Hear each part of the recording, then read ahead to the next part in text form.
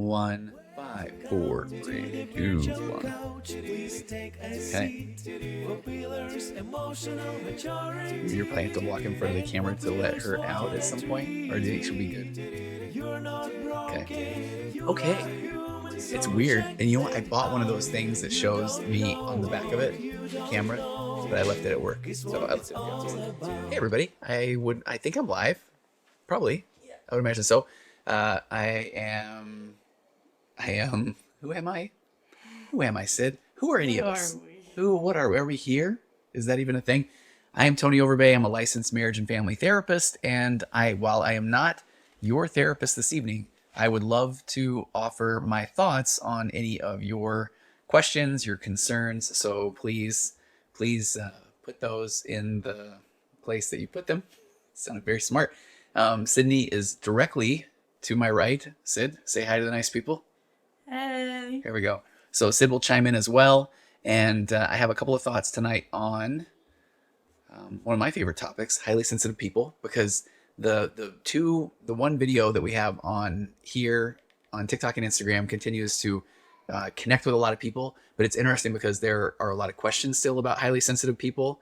And there are people that I want to call it, they just drive by with their immaturity and just say, nuh-uh, or that isn't the thing, or those sort of things. So I can address. Hi, Real Nerd. There's a Real Nerd right out of the gate. Hey, what's going on, Real Nerd? So I have some stuff prepared about HSP. Also, though, I have been gone for 2 or 3 weeks, and just if anyone, this is a bit random, but I realized how many people have gone through what I went through. I had surgery. It was the very first time in my 55 years of life, and I had what is called an ACDF surgery, which is, I got this memorized now, anterior cervical discotomy, and fusion. So I have a scar now on my neck, and it's wild to think that the surgeons went in through the neck. I think they moved the esophagus over for a little while, and then they go in and clean up a couple of discs that had gone bad, and cleaned up my vertebrae, and then put these little cages in there in between the vertebrae, and then bone will grow through. It will be a fusion, and it was just wild. I had this neck pain and this pain down my arm, and I woke up from the surgery, and it was completely gone. But if anybody is here listening and they have any kind of chronic pain, I would love to know what your experience is. Where do you experience the chronic pain? How long have you had that? Because I have a tremendous amount more empathy for people with chronic pain, because I only had it for 3 or 4 months, but it was all consuming. It was there all the time. And it broke my heart for people that are struggling with things like chronic pain, or they have been for years, because the mental calories that I spent on just thinking about the fact that I felt this pain, I don't think I can describe what that's like. I know you can if you are somebody that has struggled with chronic pain, because it was just always there. I could be having a conversation and I'm sitting there thinking half the time, it's like there, but I'm in pain. Should I let this person know? Or if somebody mentioned their pain, it was hard not to say, boy, I know what you're saying. I've been in pain for however many months. And so to have the surgery done and have it gone completely was just wild. And so if you are struggling with that, I would love to hear your experience as well. Okay, anything out of the gate? Or I can just go right in with some highly sensitive person stuff. Just start with the HSP. Okay. So I think this is really interesting. There was someone in there, her name was... at the Lindsay Howell show, she said, am I an empath or just a highly sensitive person, and are they connected? And I get this one a lot, and it's such a good question, because being a highly sensitive person and also being an empath, I think that they really are connected, but they're not the same thing. And I think this is one of those concepts where you can think about anyone who is an empath is highly sensitive, but it doesn't mean that anybody who is highly sensitive is an empath. And I'm counting on you to poke holes in anything if it doesn't make sense. Okay, Sid? So the lady who is the founder of the concept around highly sensitive person, Elaine Aron, she said that highly sensitive people, they have more finely tuned nervous systems. Their central nervous system is on high alert at all times. So they process things more deeply. They feel things more intensely. They get more easily overstimulated by everything from noise and lights. But I think what we're talking about right now is other people's emotions. And I think of it as an empath and takes things a little bit further. So they don't just notice, they aren't just hyper aware, but they also then become more hypersensitive, and that they feel those things in their own body. and it's almost like they absorb things like a sponge, this emotional absorption. I have a question. Yeah. Is empathy learned, or are you just born with it? Do you Well, that's a great question. If you and I hope if you can hear Sid, or if you can't hear, let me know. And that they're okay, good. Because so Sydney's saying, can you learn empathy? Is it something that you have to learn? Is it something that's innate or within you? So basically, we're looking at, is it nature or nurture? And I honestly think it is definitely both. Now, I have worked with someone, and this was a fascinating case with a client who they went and got a brain scan at the Amen Clinic, who is they're world renowned for their brain scan technology. And he learned that the area of the brain that was connected with or associated with empathy, that he got a lack of blood flow there. So in essence, he was aware that he lacked empathy. But the fascinating part was he was aware of that. So we worked often on what someone with empathy in a situation like this would do. And the reason I say that one was so fascinating was because somebody that lacks empathy, part of what goes along with lacking empathy is the fact that they aren't as worried about the emotions or feelings of someone else. So they're not even aware of what they're not aware of. So I think that it's a combination. I would own the fact that I don't think I necessarily grew up as a great empath, but the more that I've tried to understand or sit with my own discomfort and grow, that it has caused me to feel more deeply for other people. Because I think sometimes whether it's in the world of ADHD or just emotional immaturity in general, is that when we are trying to think of what somebody else's experience might be, it's too uncomfortable. So then we may either leave, or we might try to tell that person, well, don't worry about it, it's not as big of a deal, or kind of tell them how they should think or feel about a situation. So I think in those scenarios, are you gonna try to put her out? I'm gonna yell at whoever's squeaky. Oh. The squeaky toy. Okay, what if it's the dog Charlie though? Are you gonna get mad at Charlie? I won't yell. Okay, all right. Yeah, we can hear a very loud squeaky toy outside. We're broadcasting from the home studio tonight, not from my office. But so Sid asking if empathy is learned, if you can learn it. I really think that it's one of those things where if somebody is aware, self-aware enough to recognize that maybe they aren't thinking as much or trying to understand what somebody else's experience is, that's a great place to start, because now you maybe didn't know what you didn't know initially, and now you are at least saying, okay, maybe there's something there that I'm not familiar with, so I need to understand what empathy is, or what it may feel like to try and have empathy for somebody. But, and I want Cindy to come back in here, so I want her but on this, because I do think that even the concept around empathy, and I am so pro empathy. Empathy is a good thing because it is wonderful. Was it the dog? Okay. Oh, not him. Okay, he'll run into all the cords and stuff. Okay, he will. We got our derpy dog, Kobe, in here. I have another dog. Oh, okay. Is there anything on the ground? Okay. Hey, Kobe. Okay, so Sid, I was just getting to this part that I wanted your opinion on, and that is, okay, this guy. Okay, here we go. Kobe making an appearance. Okay, Kobe. Kobe is a very special dog, and to the point where it does make you wonder if dogs, and it would make sense that animals. Okay, yeah. Here we go. He's leaving. That animals also can be special in their own certain ways, because he doesn't seem to be the brightest animal in the world, which is fine. Sounds judgmental. Okay, so this concept of empathy, I said that I touched by an angel. I want your opinion on this, what I'm about to say next. So I'm still talking about empathy and the whole concept of where while I'm pro empathy, I think empathy is wonderful, empathy to try to understand, get in the shoes of someone else, but that I just believe that no one can ever know exactly what it feels like to be another person.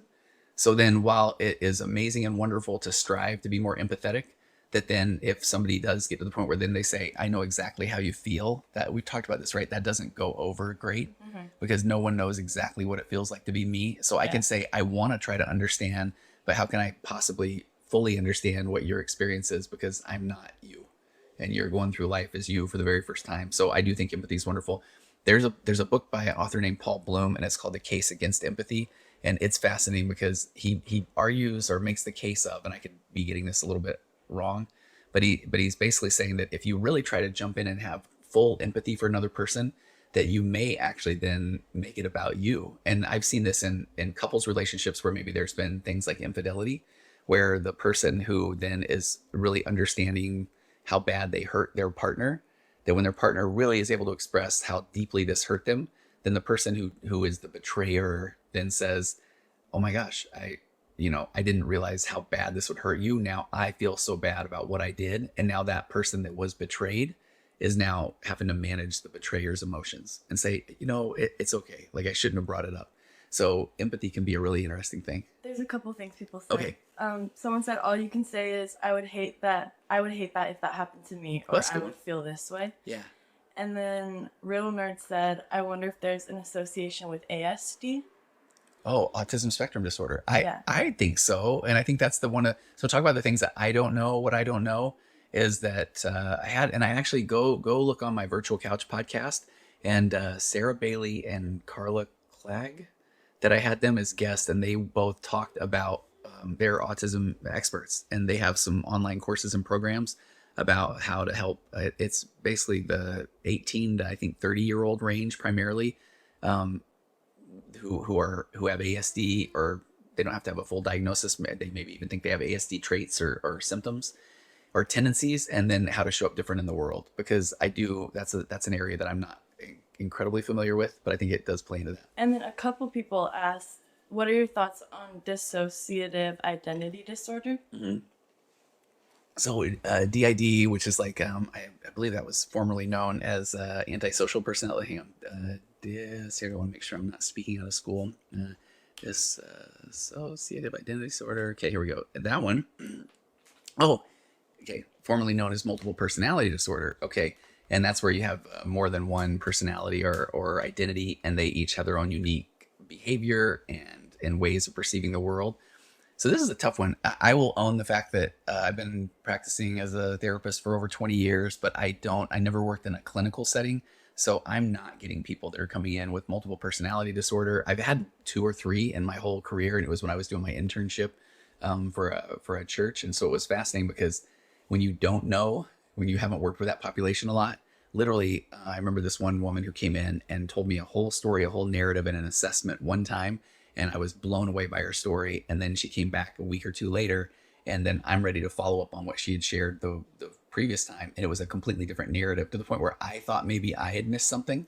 And then the next time she came back, it was a whole different, different personality. So, what do I think about it? It is definitely a thing, because you can start to look at, I like the concept in therapy of internal family systems, where we're just a sum of all of our parts. And when there's been severe trauma young, then you can often see where a personality splits off at that point to try to make sense of the world. And it's the way that they tried to adapt or cope with their situation. Did you ever see the movie Split? Yeah, it's good. It is that one. It really is. Like, that one's so fascinating. So I know it is. It's definitely a diagnosis. It's not one that I have a lot of familiarity with. Okay, Brittany, you can ask. She said yes under here. How does he work limited space to ask questions? You can just ask whatever question you have. Give off whatever scenario you have. If you don't want me to say your name ever again, tell me and I won't. Yeah. And also know that I will answer as best I can, and I will also own the fact that there are things that I'm just not familiar with, because I do believe you can only lead someone where you have been before. So we're talking about emotional immaturity, narcissistic traits and tendencies, ADHD, the need for validation, things like that. Let's do this. Or I'm a couples therapist, so I've seen, I think, about 15 or 1600 couples over the last 15, 20 years. So if you are having relationship challenges, let me know. And Joey, you can totally ask. Anyone can ask a question. And then someone else said, I'm having trouble knowing if I made something up or if it was a real memory. Ooh, okay. This is a good one. I would love more context if you can give it. And even if they don't want to, I was like what you're saying, but I don't know. How can they do that? What? Anonymously, or I want them to be able to, like, I'll just try not to say people's names. Sometimes it slips, but I'll try not to. Okay, so let's talk about memory. So the mechanisms of memory are fascinating, because we don't just have this memory that is just all inclusive and all encompassing. Memory is basically like, and your brain's pretty cool the way it does this, is it's kind of trying to save neural real estate. So when you think about something, you almost think about it like this flash of a thing that happened, and then your brain does fill in all the pieces of it. And so the mechanisms of memory are amazing, because you're packing it in with a lot of whatever you felt like at that time. I give this example a lot because it makes so much sense to me. But one of 2 or 3 years ago, it felt like everybody in the family to Disneyland plus friends, and I had an amazing time. But it was really expensive. Our Airbnb was a little bit far away. You scraped the car every time you went in a certain direction. The lines were long. Prices were expensive. But so every time I would think back about that memory at Disneyland, I would think about the fun we had, the churros that we ate, the little round bottles of Diet Coke waiting in the Star Wars line, the game of charades we played while waiting in line, and just every time I brought that memory out, then I created it and filled it with the positive feelings, vibes, and memories. And when it puts away, basically what you're doing is you're remembering the last memory that you had about the memory before that, about the memory before that. So every time you bring that memory out, are you starting to pack it with information because you feel bad about something? Because now we're starting to talk about a concept called confabulation. And a confabulated memory is one where you fill in the gaps with how you want it to be. Because what if you did something that you're not very proud of, and you don't want to deal with the discomfort that maybe that wasn't your best way to show up, then you might create or confabulate a narrative in your mind that will get to become part of that memory, that isn't what I did. And as a matter of fact, that you did it. And as a matter of fact, here's how I know that you did it, because I remember these very specific details that definitely don't implicate me in that situation. So I don't know the right answer to say, like, how do you unpack that? But yeah, I mean, we all do a little bit of confabulating of memory at times as well. And I'll read yours next, but since we're talking about this, can disassociation growing up make it difficult to recall memories? I feel like I struggle with this. Yeah, absolutely. Because we go back to here's a really cool concept, is that the things that we use that helped us adapt to situations as a child will often become maladaptive when we become older. So for example, if somebody just had to play small, if they had to just sit in the background because they knew that if they inserted themselves in any situation in the family, that they would now be the subject of the anger of their parent, then they're going to learn to just sit back and not make their needs known, not participate in conversations. So that was an adaptive behavior when they were a child. Now, when they get into become an adult, now that is maladaptive, because now they're in a relationship and their partner is going to want to know who they are. They're going to want to know, hey, what are your thoughts and opinions on things? And it's going to be really difficult to communicate that because of the thing that you had to do to protect yourself as a child. So often then, if you had to, if you had to, like, I need to forget these memories because I don't want to have to deal with that trauma, then that could be a challenge. But here's the key though, is just if you're aware of it at this point, then you're on the path to healing, because even just to be aware of it and to give yourself grace and allow yourself to not beat yourself up because of that, I think is one of the things that can start to heal. And one of two things can happen. One, you might start to remember things more. Definitely journal. One of the best things you can do is just when you have a thought or a feeling or an emotion about something, write it down and just give it some space, because it may feel too scary in your mind. So the brain is trying to still protect you by saying, I don't even want to think about it. But if you can write things out, that'll help a little bit more. But I said one of two things. Or the other part is you might come to an acceptance that, okay, that isn't something I remember, but I'm aware of that and I'm present here now. Because I'm trying to say, what? Can I let her in now? She wants to play. Okay. Hello, Olive. Why'd you say it like that? Because she's a good girl. She is. Okay. Oh, hey, you edited the videos with Steph and Craig, yes. Right? They had a animal empath on their podcast. Ooh. Shortly after that, I had them online. Yeah. And it's a fascinating episode. Okay. Like I think that'd be fun to have her on. Can I jump in with a couple questions? Oh yeah. Okay, so Joey, we'll do yours next because that's a really good question. And then nobody said, my husband is a narcissist. Been together 37 years. Wow. I was diagnosed with BPD, but it's gone since we split. Oh yeah. I think that's really interesting. Yeah, it is. Is that a thing? Yeah, I think it is. So here's what's fascinating is I do think, so we'll start with a place of, please, anyone listening, go follow, listen to my Waking Up to Narcissism podcast, because I start from a place of where, okay, diagnosable narcissistic personality disorder, a very small percentage of the population, 3-4%, depending on what study you're looking at. But it feels like we're calling everybody a narcissist, which I can understand. I've gone through periods where I have felt like everyone I'm interacting with is a narcissist, but really we got narcissistic traits, states. Well, she's saying her BPD is. Oh, I'm getting there. Okay. Yeah, I'm getting there. Yeah, good. Yeah, but keep me on track though for sure. So where I was going to go with that is, so now I believe that we're all emotionally immature until we have an opportunity to become more mature. We get the right tools. We're in healthy, safe relationships. So often when I see people diagnose or people throw out that you are borderline, and borderline is in the same cluster of personality disorders. There's narcissism and hysteria. What's histrionic, and then you have borderline. And borderline, the trait of the borderline is I hate you, don't leave me. So it's this just very big flip flop of emotions. But I often find that if you look at borderline personality disorder, also on this range of what's it called, spectrum of emotional immaturity, that often when the narcissist is giving their partner praise, then they feel euphoric because it's part of the trauma bond. And so then at that point, they're like, oh man, this is amazing and wonderful. But then as soon as the narcissist then cuts off that supply, and then they why am I having a hard time, discard their partner, then their partner feels like, oh my gosh, now all of a sudden I feel worthless. I feel like horrible. And it is that intermittent reinforcement of that trauma bond that is causing their partner to show up and look like they have borderline personality disorder, because it's just that constant push and pull of, okay, this person they're so rude to me, and now they're giving me validation, and now they're not. And so I have plenty of people that come in that are in relationships with narcissistic people or incredibly emotionally immature people, and they feel like they're the ones that are crazy. They feel like they are bipolar. They feel like they're borderline. And it's because it's just that constant up and down, that roller coaster of emotions. And what you're looking for and how you show up in a relationship is trying to become more emotionally consistent. And that narcissist is doing anything but being emotionally consistent, because they need you to feel like you need them. They need you to feel like you are trying to work for their validation or their admiration.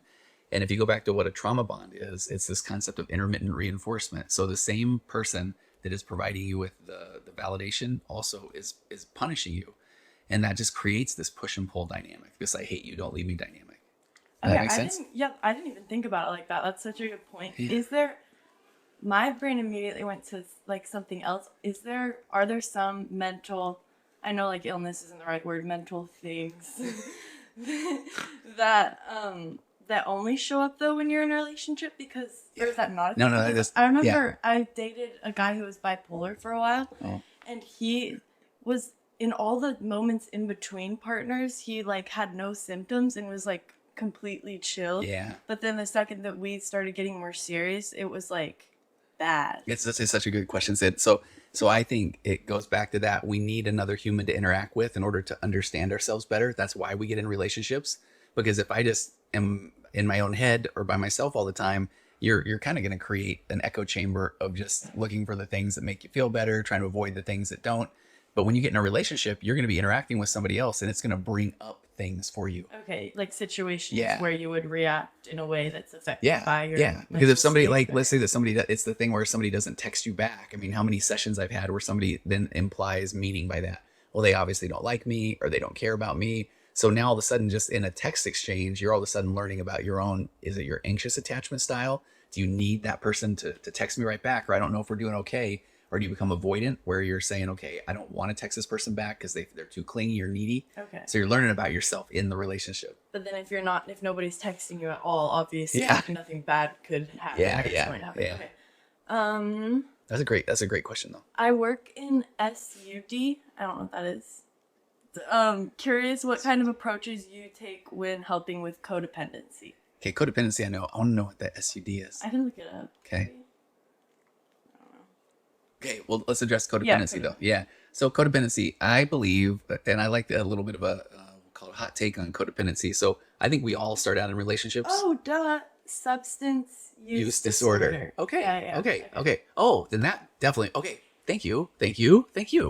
Because it might shift a little bit of what I'm going to say, because codependency in its, I don't know, I want to say when I first started doing this work, 20 years ago, there's a book called Codependent No More, which is by this Melody Beatty, and it's one of the first books I ever bought, one of the ones that you hear recommended so much, and I think it has more of a codependent vibe around things like substance use. So it's like you're enabling your partner because you are kind of going along with it. You don't want them to be uncomfortable. You don't want to say no. You don't want to set boundaries and saying, okay, if you continue to do this, let's say drink, then I am going to leave.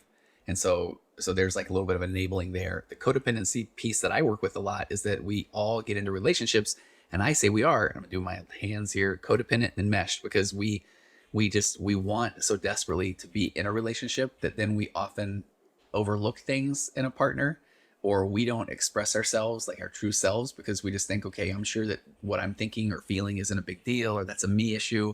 And so as we get down the road, then I'm sure everything will be better. But then we're codependent, we're enmeshed. And it kind of goes back to what you were saying before, Sid. As we go through the relationship, when we run into situations, then we start to learn ourselves more. So we're starting on the road to differentiation. So differentiation is where one person ends and the other begins. In the middle is a lot of invalidation. So we're codependent, we're enmeshed. We think the same things. We're so in tune, which is actually not the way that you want to show up in a relationship, because you are two different people and you have different experiences. So when you interact with other situations, let's say now you start having kids or jobs, or you have to move, or you have to make decisions with money, or any of those things, you are two people that have different opinions. So your opinions might cause you to feel more apart. But then codependency is, I'm going to give up my own thoughts, feelings, emotions, needs, desires, concerns, because I don't want this person to be upset with me. And so then I'm going to fold into them. I'm going to go back into enmeshment and codependency because I think that that's what's the right thing for the relationship. But in reality, you're missing this opportunity for two of you to have different experiences, be mutually curious, and then and then be able to grow together instead of just, no, we have to think the same thing all the time. Yeah. Yeah. How to get over false memories. False memories.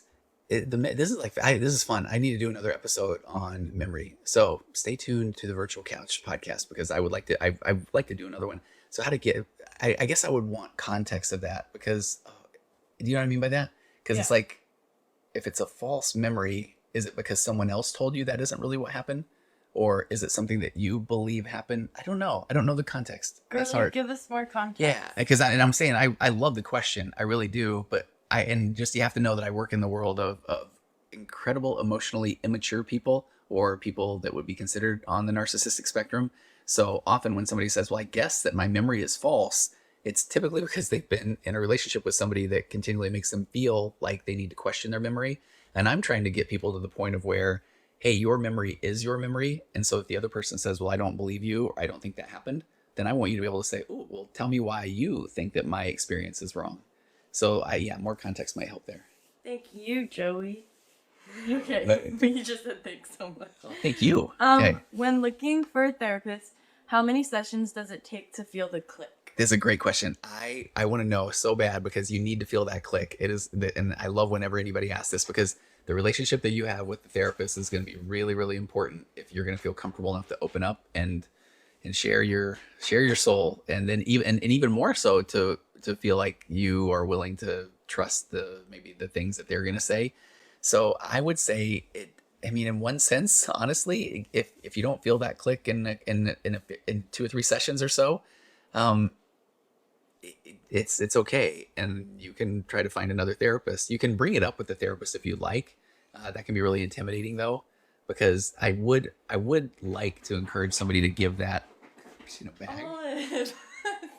To give that a voice at least, because hopefully the therapist and they have a strong enough sense of self that they won't be offended by it. Because if they don't feel the click, but it's because they are afraid to express things to you, then that might be worthy of bringing that up. But honestly, I work with also people that are, as we said earlier, identifying as highly sensitive people, or they're highly empathetic people. And if that's the case, then trust your gut. I'd rather have you trust your gut than anything else, even if you have to go through a few different therapists.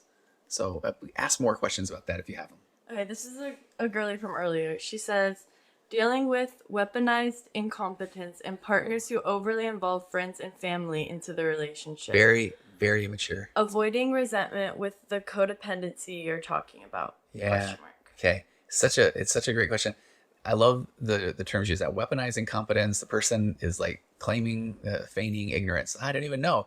I had a situation recently.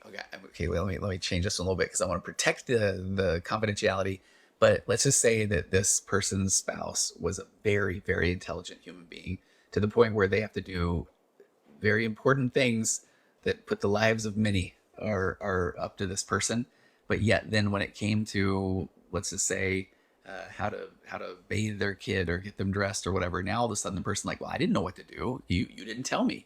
And so all they wanted to do was project this back onto their spouse to make their spouse feel bad.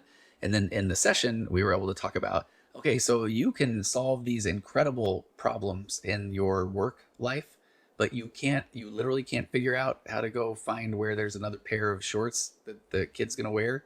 And then at that play point, the person just went blank. And then now I felt like I was literally talking to like a 4-year old child because, they just like, okay, if I just sit here and blank stare you, then you'll move on. And we tried to stay in that conversation, but eventually we did have to. So, did she say though how to avoid resentment? Yes, it's avoiding resentment with the codependency you're talking Okay, about. so I would encourage a bit of a reframe and maybe accepting that I am feeling resentment, because this is where your body keeps the score. Your emotions are trying to tell you something. And unfortunately, when you're in a relationship with the emotionally immature, often it's you're burning more emotional calories trying to make sense of, explain, show, prove, get them to understand. And this is where I want to say you have to accept the fact that you will never be the one that will give them the aha moment or the epiphany. And if they aren't being genuinely curious about why they are not understanding something, then that is a them issue. And you're gonna, I want to say, lose your marbles. Is that a phrase anymore? Lose your mind, get very frustrated trying to prove yourself or what you are going through to that person. If they are not genuinely curious, then I want you to notice the resentment. Where are you feeling that resentment? Are you feeling it in your chest? Are you feeling it in your throat? How big is it? What does it look like?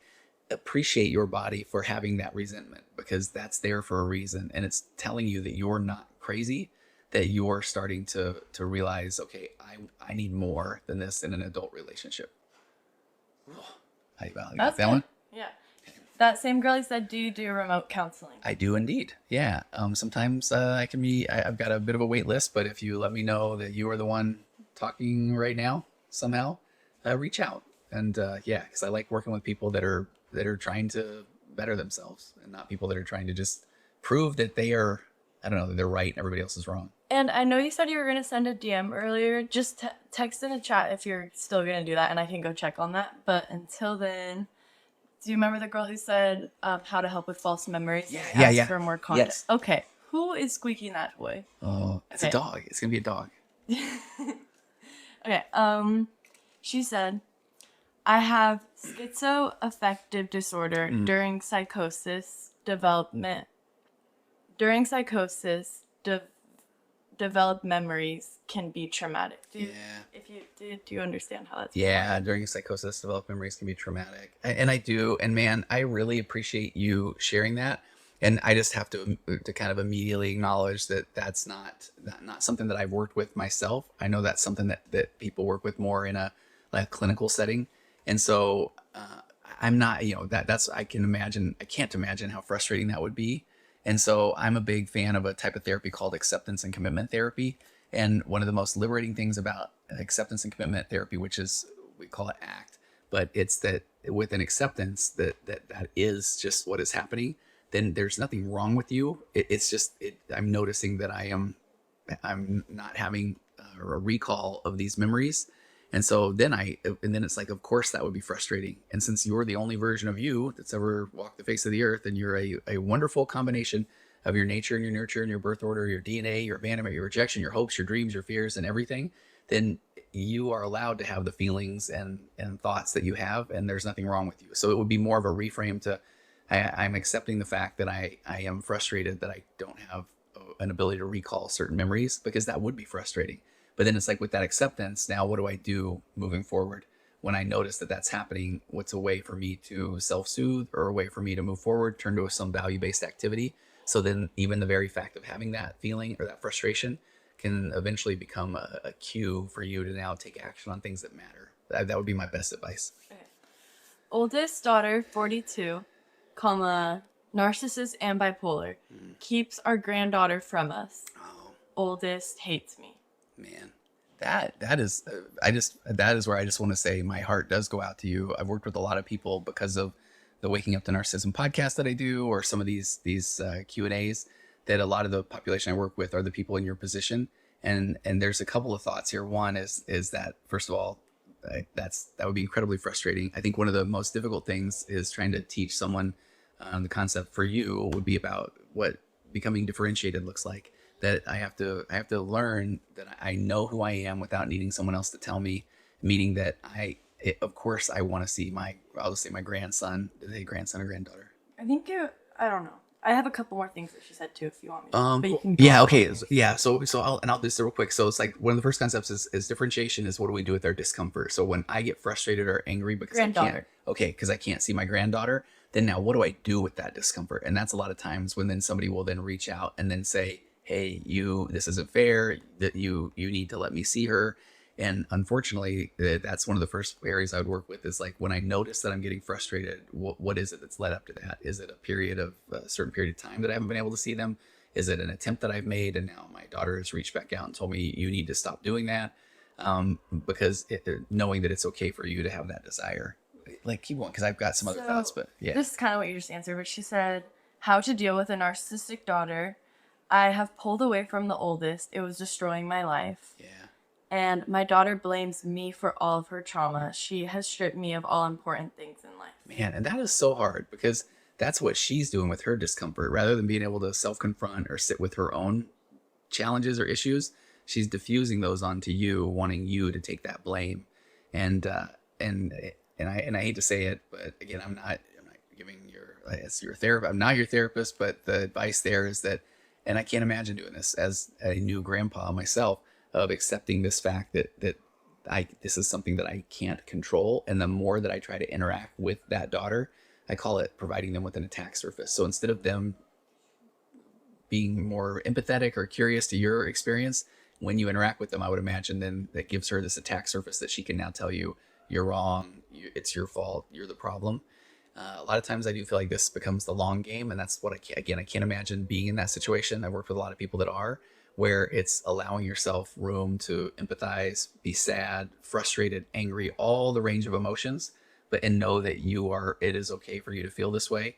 And then the part that I was going to say that you get to down the road, or whenever you realize that, okay, I am okay as I am, and this is a them thing. They are the ones that are blaming me, but I'm self-confronted, I'm okay. Then at that point, we start to do what's called constructing your crucible. So you're in a gridlock situation. You're going to take your unresolved issue there out of that gridlock, and you're going to confront it as an act of integrity. This is where you may find yourself wanting to say things because you feel like they're the right things to say, but they're outcome independent because you are saying them because you feel like you will be betraying yourself if you don't say them. And what that can lead to at times are people in your situation that are going to still reach out and wish a happy birthday, or they're going to send a present, or they're going to do things like that, even though they're most likely going to be told, I told you not to do that. You're making it worse, that sort of thing. But you would have to accept the fact that might be that might be what comes from that. That if I am going to continue to do it because I think it's the right thing to do, that doesn't mean that they are going to appreciate what you're doing. So I know it becomes this balancing act of, okay, do I want to continue to reach out in hopes that someday something will get through, or I'm doing it because that's what it feels like to be me, is I am someone who continues to reach out and provide gifts and all those things. Then I will do that, but I have to accept the fact that could come with some unfortunate consequences of them saying you really don't understand. And I know that's a tricky one to understand. Okay, next question. Yeah. Do therapists ever tell you hard truths, or do they just push you to figure it out on your own? That's a great question. Yeah. The answer is yes. Okay. No, it's like, okay, Jessica. Okay, so here's why I say it's a great question. I really think that this is really funny too. People sometimes think that therapists' job is to tell you what to do. That's absolutely not the case.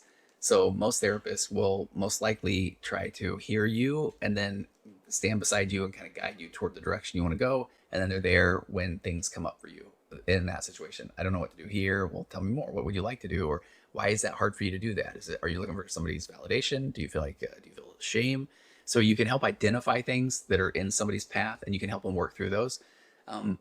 I also am a proponent. I've been doing this training from a gentleman named Terry Real. It's called Relational Life Therapy. And it's pretty fascinating because it breaks some of the traditional rules of therapy in that you at some point you're doing what you're doing, and you've been doing it long enough that you do have a pretty good idea of what the outcome is going to be of what somebody's situation is. So yeah, I want to build rapport, I want to empathize, but then I could be one who can say, I want to hear you. Now, from my experience, this is what this path usually leads to, but I have to own the fact that's my experience. I don't know exactly what it feels like to be you. So I try to do a little bit of balance of both. is that we're going to push a little bit, but I want to make sure and make it clear that this is my, and I can't lie. There's been times where I can't think of a good example of something where somebody said, but have you ever seen somebody's, let's say, narcissistic spouse change? And that's where I might say, okay, so far, I've only been doing this for about 20 years, maybe about 1,500, 1,600 couples, and not really. But you may be the unicorn. I mean, that might be kind of me being hilarious. Okay. Jessica said, how are you feeling? How are you feeling? Oh, I'm good. Nobody asked the therapist that. Like, tell me more about why you want to know what I'm feeling. Help me understand. That's funny. And then she said, why might my parents not hear me sometimes? Oh, because what? It's great. I would love more context, but typically it's because what you're saying may challenge their worldview, or it might be something that they don't want to have to acknowledge or deal with. So sometimes I do feel like a parent has this selective hearing.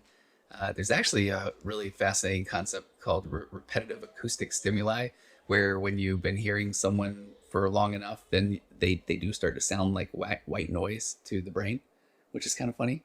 I didn't know this was a thing. Have you ever had, Mackie was showing me a lot of videos of people saying like, this is what it's like when, gosh, what was the context? So I always think that your mom talks quieter to me than anybody else. And I always thought that was just a me thing. But then Mackie said that's what her mic says to her as well. And there's all these videos that say that. So anyway, part of me starts to think, do people just start to drown out or tune out somebody else's voice? You know? I don't know. Did you just tune out to mine? Well, I've mastered that. Okay. Isn't that, I don't know if this is I don't think this is Jessica's situation, but like, one of my friends literally has selective hearing. Like yes. she, like if we're around a group of guys and someone starts saying something really dumb or like misogynistic, she just won't hear it. Like she literally won't hear it. I think that's a trauma response. I think right? so. Yeah, I think that goes back to one of those things that it was adaptive as a child. Now it's maladaptive as an adult. But back to honestly though, if your parents aren't here, this is where that concept of becoming differentiated becomes so important, that if you are okay, you know who you are, you don't need somebody else to tell you, you don't need their validation, you can calm your own anxiety, you're grounded in your response, but you can stay present, and you don't have to get overly aggressive, but you also don't play small. Then if your parents are not responding to you, it is absolutely okay for you to say things like, hey, I noticed that when I bring this up, you don't say anything. Tell me more about that. And if they don't tell you more about that as well, now you know, oh, they're doubling down on, I mean, that's an immature response. It's basically like the little kid that's just going to like hunker down, not say a word till you finally say, okay, but I really wish you'd talk. But they just made it through that. They weathered the storm and now they're okay. So I think that it's something that your parents probably don't want to deal with or they don't want to hear. I would love more examples though of that. That's fascinating. Okay, this is the girlie from earlier, Brittany. She said, yes, my partner is a supervisor at a large company, but totally inept with household responsibilities. So wait, start again. My partner is a supervisor at a large company, but totally inept with household responsibilities. Yeah. Which is what I think that's when you were talking about the guy who's like has an important job, yeah. but like can't pick out a pair of pants. pants. I don't know how to do the dishes here, but let me solve a complex mathematical formula that will like save the world from some disease. Yeah. Do you have any good ads for commitment persuasion technique? I'm struggling. So commitment persuasion technique. There's the challenge, is that if you are trying to persuade the person, my advice would be to become even more curious, but now watch their immaturity as they get out of the conversation. I just had this with a couple of weeks ago where we were literally doing the proverbial, he doesn't pick up after himself. She does. She's frustrated. He gets angry. He says, I do all these other things all the time. But that's super immature, because if you leave your stuff, then you're literally you might as well just say to your partner, hey, I would like for you to pick this up for me because I am going to pretend that I don't know how to do it. But I can put it away if I really needed to.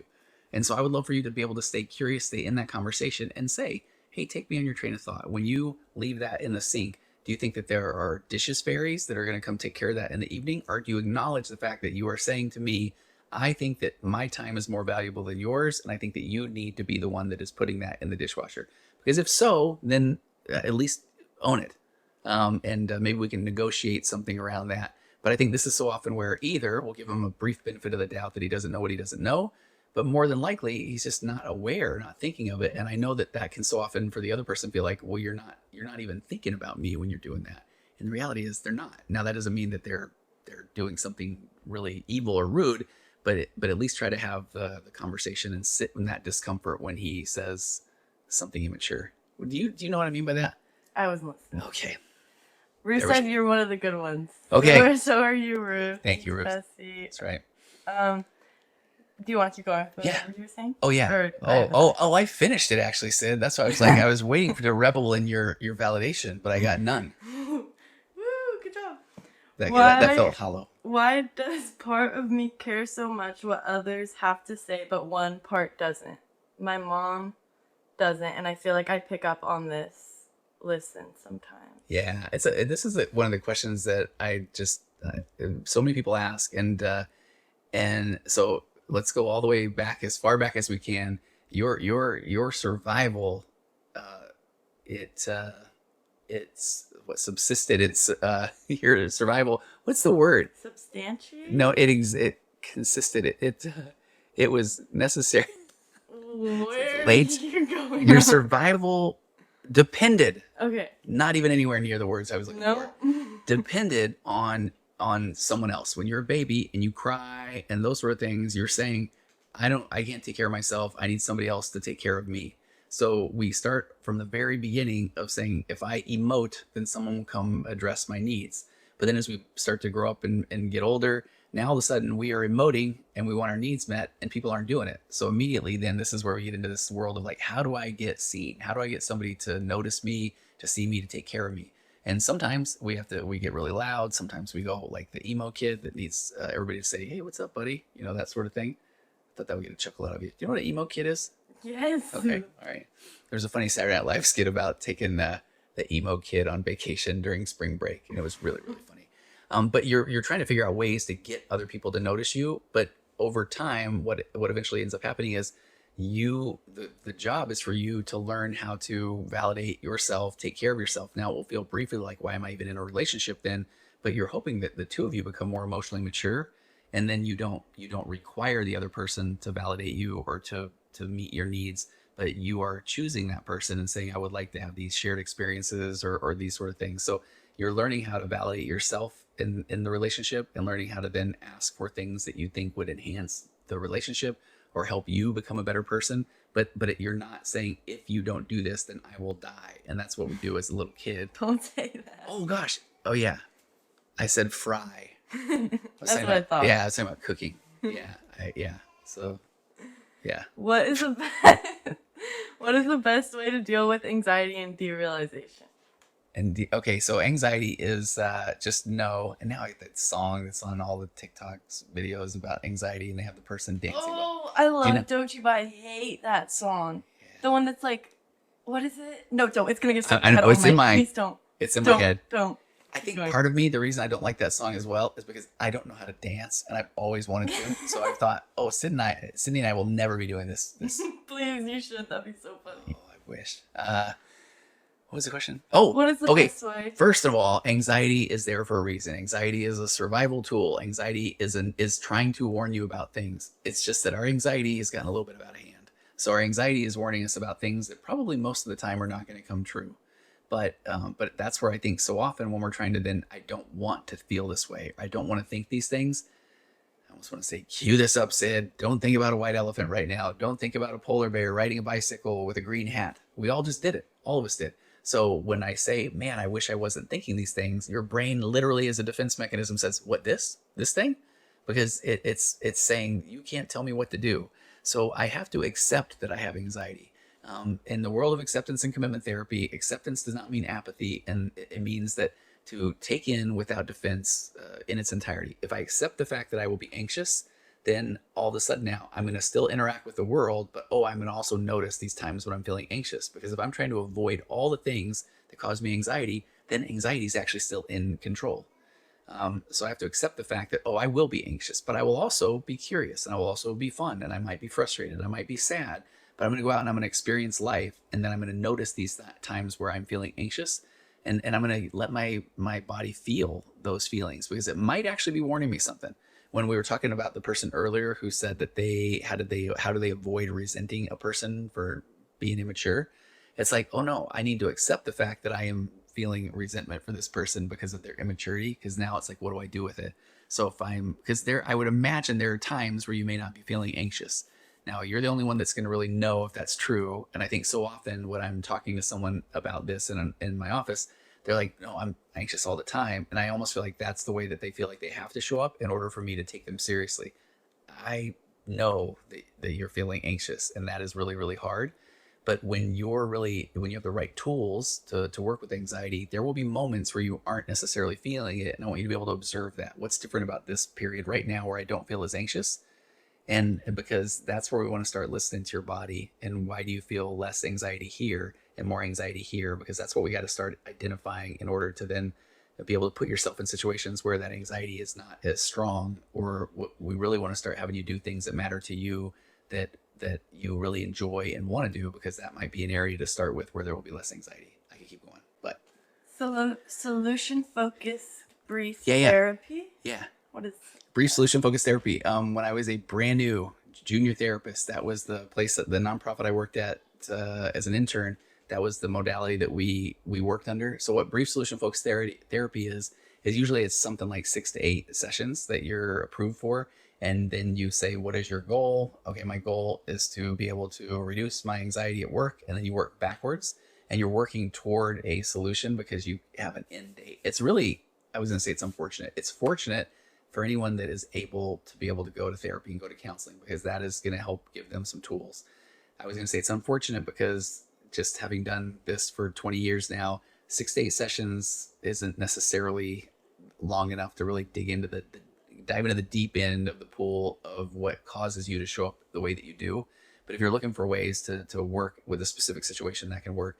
Brief solution focused therapy uses this concept called the miracle question, which is pretty interesting. And have you ever heard of it? It just basically is saying, if you woke up tomorrow and everything that you are here worried about or trying to overcome is gone, what would that look like? And so you might say, oh my gosh, I wake up and my family's here and everybody's so peaceful and we're like eating breakfast together and I'm about to go to this job that I like. It's giving like manifestation. It is a little bit, because then it's like it sounds like a little bit of a therapy parlor trick, but you're kind of saying, okay, you're not saying, well, then do all those things, but it's saying, what is keeping you from those things? And then now you get what I call the yeah buts, where somebody's saying, well, yeah, but I don't even know if I can ever find the right job, or I don't know. So if you're stuck in the yeah buts, then you're probably not even going to be making effort or trying to to become this person that would be the one that would result in what this miracle question shows. So yeah, I like the brief solution focused therapy. I did it for quite a while, but it now, as an old man therapist, you just realize that you're kind of being more like life coachy in that sense, and somewhat telling someone more of what to do, which it's a start. Okay, well, let me check the time. We got 10 minutes because I do have to stop right at 9:05 tonight. Okay. Severe self-doubt / trust / confidence in myself and feel resistance to paving my career. Will meds help? Yeah. Okay. Great question. I didn't know that was where you were going with that. First of all, kudos to you for the awareness that you're having the self-doubt, because that's one of the first things to recognize. Self-doubt might be there for a reason. Let's kind of keep a little eye on that. I'm a big fan of if somebody's trying to convince themselves to do something, let's say a career, a relationship, or something that they really don't feel comfortable doing. Now we're dipping into the world of what we call in acceptance and commitment therapy, socially compliant goals. I'm doing things because I think I'm supposed to, or if I don't do these things, I might let somebody down. And if that is the case, then here comes its best friend called experiential avoidance. So now, if I don't really want to be doing the thing that I think I'm supposed to, then I'm going to do these other things first instead. And so then that can cause more like a lack of motivation, that sort of thing. So back to the question, will meds help? Now we get into what I call my emotional baseline theory. So when everything's clicking, you feel like you're happy and healthy and in a good relationship and doing things you like, your baseline of emotions are high, and all the stuff that you're dealing with on a day-to-day basis is right here. You can grab it. It's within reach. But if you start to feel down, or your relationships are not as good, or you don't like your work, or you just feel like your health is overall bad, your emotional baseline lowers. Now all the decisions you have to make are right here still. But when you're down here, it is hard. You feel like I can't even reach the tools that I need to succeed. And that can be even more frustrating because you might have an idea of what those tools are and then what's wrong with me because I can't reach those. So I think often, I'm not a psychiatrist, I'm a licensed marriage and family therapist, but this is where medication can, I think, at times bump that emotional baseline up enough where now I can reach the tools, whether it's an anti-anxiety medication, an antidepressant. I'm a diagnosed card-carrying member of the Adult ADHD Club, probably not a big shock. So ADHD medication helped me raise my baseline. But you raise your baseline to get to the point where now maybe I can access the tools of whether it's meditation, whether it's journaling, whether it's going to therapy, whether it's putting myself out there in some uncomfortable situations. And then those things are actually going to raise your baseline higher and higher. Now, if you decide here that you think maybe I'm good, I want to try this without medication, and you're working with your doctor, all those wonderful things, when you taper off medication, your baseline might dip a bit, but you're still up in this level where you can access the tools. Or what I find a lot of people that they're saying, I don't really want to take medication. It's when their baseline is so low that they're in a pretty rough place to make the decision about medication. And when they get up here, all of a sudden they're like, the medication helped me. So why on earth would I need to get off of it now? So I love that question. I really do. Someone else asked about seeing you privately, and I think you said yes, you can they can message you. Where would be the best place to message you? Actually reach out to me either through my website, tonyoverbay.com, or you can email me at contact@tonyoverbay.com and just mention that you heard me here, and we can explore if that would be something that would work. Okay. People pleaser partner says one thing to look good, but no follow through. Yes. I see it as dishonesty / manipulation. Okay, and I really appreciate this question, and I'm zero part of me is saying you're wrong because that is how you're seeing it. Because I think about this often, and I've been talking about this more lately. I do think the people pleaser, and maybe it's because in my earlier days I was a bit more of one of these, is that I do think often they mean what they say in that moment because it makes them feel a sense of relief, and maybe they even get a sense of validation from you or whoever they say it around. But then it's, what is that follow through? What is that commitment like? And earlier I was talking about these 4 points of balance of differentiation of, okay, I got to learn who I am without needing others to tell me, learn to calm my own anxiety, soothe myself. I'm going to be grounded in my response when I'm interacting with others. I'm not going to get too loud. I'm not going to play small. But the fourth one is where the things are pretty interesting, that I'm going to take ownership of the things that I need to take ownership of.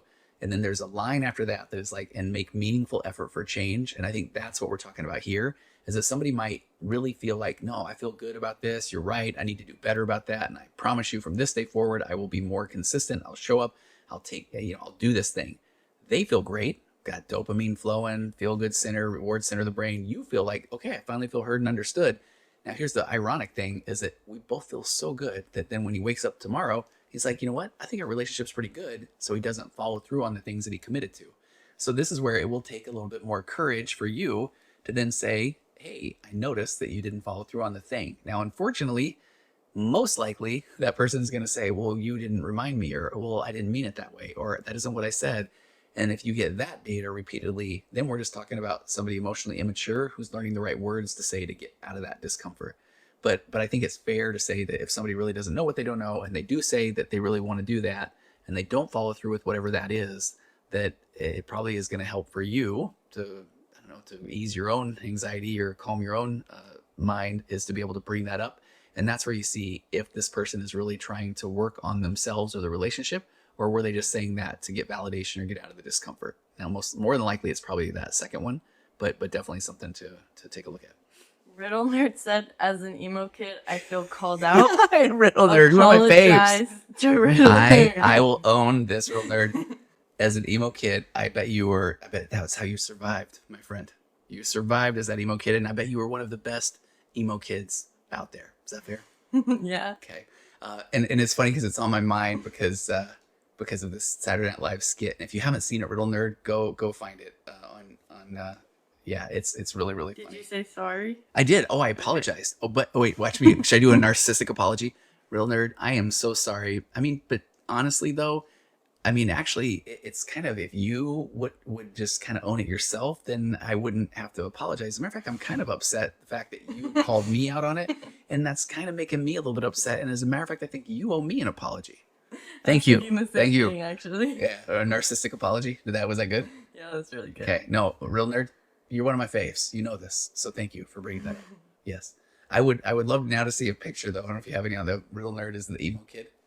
Like, was it full trench coat and makeup and things like that? Yeah, did you have the bang? And maybe this is my insecurity because shockingly, I lost my hair at a very young age. He wants the bang. I could never be the emo kid because I could never pull off the bang. That's a good point. That's a very good point, Sid. Someone said you're amazing and have such a level of sincerity, and you're such a peaceful, comfortable. You have such a peaceful, comfortable demeanor. Thanks. Okay, I really appreciate that. Everyone thinks so nice. And when I would say that we don't require validation, but sometimes it's not bad. That's pretty good, right? Sid, when are you gonna come back in front of the microphone? Maybe next weekend. Okay. I think Hannah will be here. Okay, will she do a live with us? I bet she would. She has to. Hannah has to do a live with us. Yeah, she's the Okay, best. so next week we have a special guest, Hannah, Sydney. We'll all be here, and then we will take your questions. Follow me on all the social medias here, where you're at TikTok, on Instagram at virtual.couch, or YouTube. Sydney will have this up on YouTube. There's a very angry baby out there. Do you hear that guy? Oh, Jessica said nice things to me. Thanks, Jessica. I love you, girly. Okay. And she was asking you how you were because of your surgery. Oh, thank you. Okay, can you see? I don't know. Can you see it there? Scar. Look at this thing. Can you see that? Can you see it on the video? Okay. Yeah.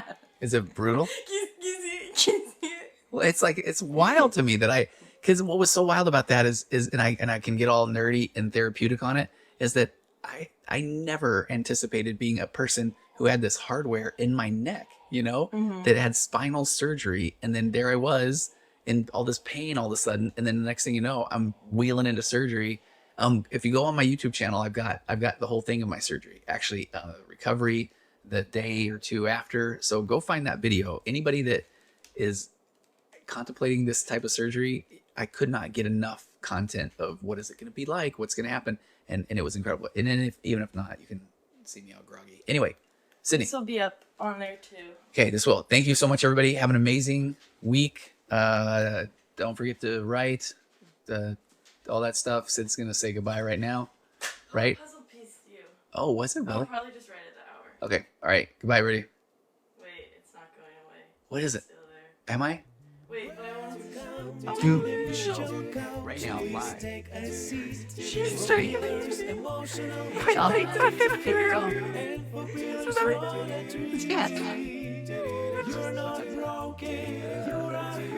so cute. Okay, Okay, bye, everybody. You don't know is what it's all about.